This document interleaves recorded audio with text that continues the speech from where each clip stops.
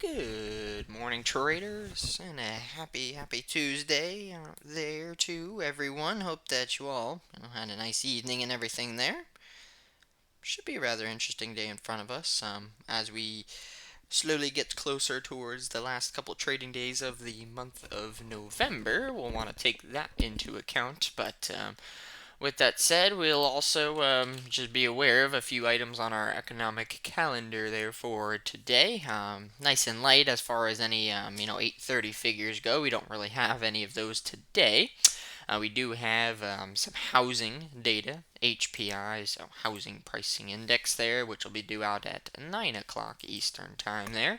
And then shortly thereafter, at the top of the first 30 minutes after our pit session opening there at 10 o'clock Eastern, we have Consumer Confidence in Richmond Manufacturing Index. And then outside of that, then we just have a group of Fed speakers listed at the in the afternoon there. So a couple items in the on the agenda there to be aware of, but I think the morning one at 9 o'clock, likely not be a very large impact, but the 10 o'clock Eastern one there at that morning inflection point, first 30 minutes, should prove to be rather interesting.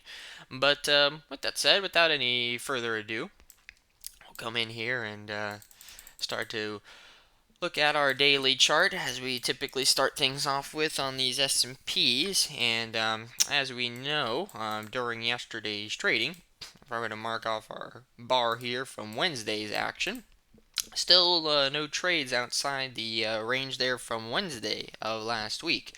The 45.80 being the top of it, and 45.43 being the bottom of Wednesday's range. Obviously, the high is not being tested there.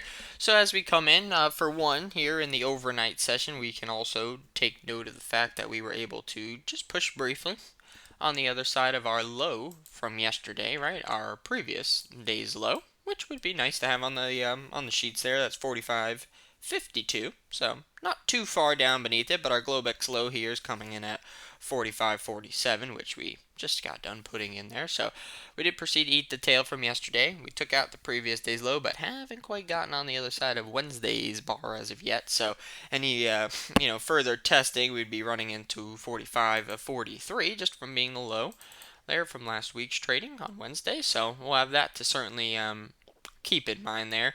We did have a narrow range yesterday as well as far as the daily chart was concerned, so we're already at least working with a slightly better range here off the bat, comparing to yesterday. So we'll be on guard, keeping a watch out just in case we do get some, better range expansion working. And like we said, as far as if we were to proceed to do any type of holding, really what you'd be keeping an eye on is that 45.43 down there, coupled with the previous day's low. So we're certainly beneath that for now, and might very well have some work cut out for ourselves. We know as we had this markup phase, we've been working with slightly narrowing in the ranges, kind of doing some consolidation in the grand scheme of things. So when we come over here to our 120-minute display of data, it's going to give us the same feeling, nothing really too dramatic changes. We had our three series of slightly higher highs that were taking place. We've been doing, slowly but surely kind of consolidating. We could see our slow line has really started to taper off here, just indicating that, it started to correct back down, and so far we've been holding and maintaining. So along the way here, of course, a bigger picture here, 45.01, 45 even, would be a much larger zone because that's the bottom of the zone where we had our impulse bar. However, that clearly is a little bit of a ways away there. So along the way, we have little points of interest that we could still, keep a watch on here, including this 45.23 that would still be on the other side of Wednesday's low. And just if we mark off this little zone, we can see we came up through this zone, fairly quickly. Some nice impulse bars. And we came back, we proceeded to, do some partial retesting into that area. So in case we come down any further, start to drop back below those previous tails in previous weeks, 45, 43, we can keep an eye on the 120-minute data just because we did have a nice march to the upside. But for now, we're keeping things pretty contained. So we're working on some mild expansion to the downside, but we'll certainly want to keep an eye as we, get towards that opening there, seeing as to where we're set to open with respect to that previous day's low. So that's what we have going on there with our S&Ps. Over on the DAX side of the equation here, DAX was also fairly interesting. DAX had its close briefly below the 5 SMA, which came in yesterday at 16,011. However, it was in the backdrop of a 3-bar balance mode since we didn't quite take out that 2-day low, so we had ourselves a balancing act. We did have a downside test overnight, and we are kind of proceeding to come back up, so we've left a bit of a tail. We'll watch this previous tail that we had from last week's trading. That's going to be at 15,984. I do know that's just a hair beneath the round number, but it is a previous low, so I'm viewing that as being a nice data point of interest for us. Outside of that, good run up on the DAX.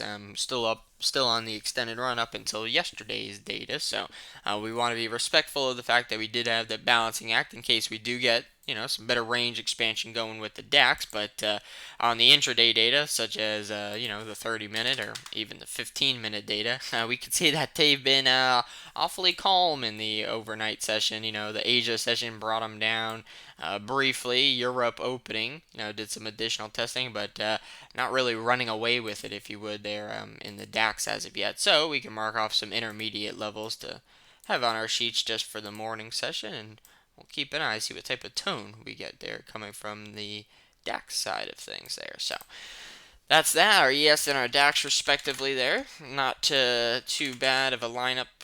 And then moving on along, we have that of the currency group. Blow up our EC here. Kick things off with the dailies as we typically do. We know we had been making a good progress, but not quite enough to take out the previous swing high there, 1.09765. But a valiant attempt. We've had a couple of back-to-back low to high days, so they are giving it a pretty good try. And so far, we have been falling a little bit shy on getting on the other side of that.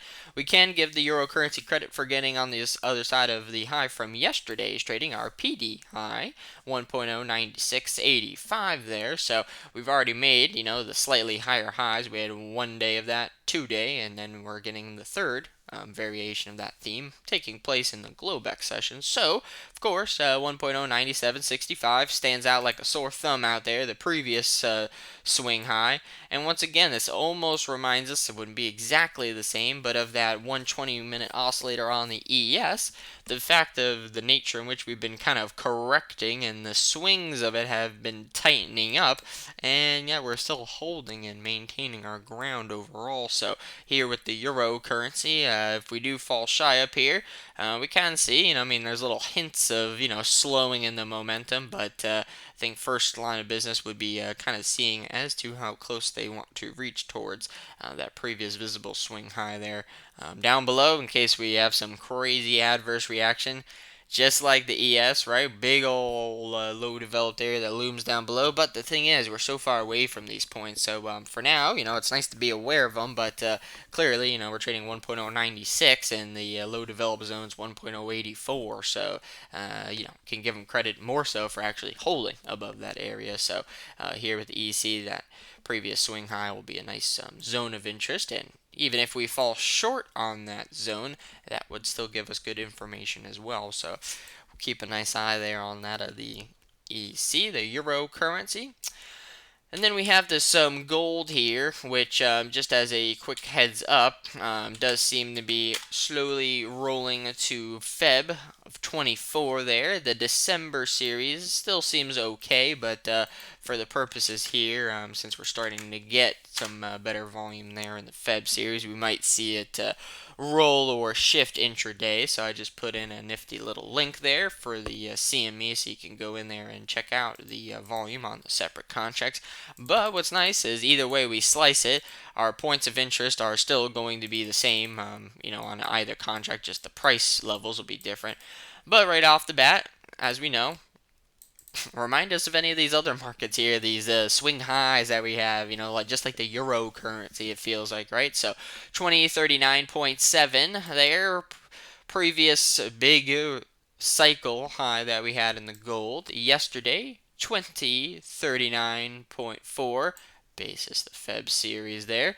A little shy on getting up there to fully take it out. And then likewise, we had an inside range bar overnight. We traded up to 2038.9 there, so close, but no banana there for the gold. So we still have that outstanding up there. The only thing that we might want to take into account as we were looking and comparing, right, the oscillator on something like the euro currency and the EC. You can see on the gold here, at least, nice swinging action here on the oscillator, good rhythm here in the slow line. And what we might want to note here is that we have the lower high on the slow line, and we've kind of already corrected ourselves. We've already touched that 120-minute moving average. We've had some reversion to the mean, so this is a pretty, large area for them to kind of come in and perhaps do some rotating around. We also had our nice data point from last week's trading. This is all based on the Feb series, so the price figures are going to be shifted slightly from what we can recall from yesterday. But 2030 would be that previous reaction high that we had there in the gold from last week's trading. And here's how it looks on the DEIS series. As you can see, it doesn't really change a whole lot there. Same idea. On the DEIS, it was 2019. That was the swing high. We also fell short, so no differences there. And for now, we're just sitting with an inside range bar in the overnight, and having already consolidated for the most part towards on the other side actually of that 120-minute moving average. So we saw some of that unfolding overnight already. So that's where we are coming in with on that of the GC. A little correction there in our slow line, and still doing an okay job of holding the ground. And then we have the crude and the bonds here, just to kind of wrap up for this morning session here, morning action if you would. With the crude, for one, on the dailies, we've been leaving quite the tails as of late. Although yesterday we did have ourselves a nice two-way trading day, probably much needed after having a couple variations of the sharp down, sharp up. Another case on this 120, sharp down, sharp up, or these test rejects. So we had two phases of that, and then at least yesterday we were able to do some rotating and consolidation. So off the bat there, of course, you got yesterday's range, which was fairly wide to begin with, but we did hold yesterday above the 73.79, so can give them some work for that, right? Holding above that zone. And then along the way, as we can see, interestingly, even though we've been making these big spike lows, they've been coming in at slightly higher prices. So we've been making slightly higher lows along the way, although they may have been a little vicious along the way. So with that said, what we can consider here, one low, two low, I don't want to get this chart too crowded with lines, but we can just mark it here temporarily, would be this previous day's low. If we were to be able to hold above that point, get rid of some of these lines again here. Simply because that would give us the feeling of, 1, 2, 3, and if we held again, we could almost get the feeling of a little bit of the upsloping trend line, if you would. So for now, clearly the crude's rotating right inside the previous day's range. We have a big inside range bar there for the crude, and it does look, as they're settling in off their 8 a.m. reading, they did have a slip down on the 5-minute data, but that's more. Speaking short term, where we stand on this 120 minute, still kind of rotating, pausing inside range bar for the most part compared to yesterday there in the crude so far. So nice regions. I do like that 120 minute display. as far as following that of the crude. And then last but certainly not least is that of the bonds, right? The bonds had their outside up bar yesterday. Just in other words, right, we traded below the previous day's low and then proceeded to trade and close above the previous day's high. So we formed ourselves a nice outside up bar. Good range expansion. We've already seen the test above the previous day's high overnight. We've already gotten that out of the way, right? Outside up bars, lending themselves to a little better odds of a follow through there. So, but with that said, we were already on the other side, 116.05, previous day's high. So just trading a tick above that. And any further up in these bonds, you have a 116.16 as a nice visible spike high up there. And you can also view this from the yield perspective. In case we get any further expansion up in the bonds, because the yields go inverse, we still have a gap area basis these 30 years.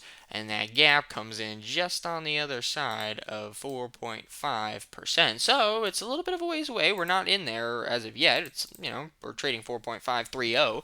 So 4.5 even would put us into that zone. So in case we reach up any further in the bond futures, once again, they go inverse. So if we were to come up and do some testing around that 116.16, that might very well probe us to be aware as to where we're starting to come into there with those yields. So not too bad of a look there for those bonds. And then just for good measures here, the 10s had a pretty similar idea, right? Outside up bar.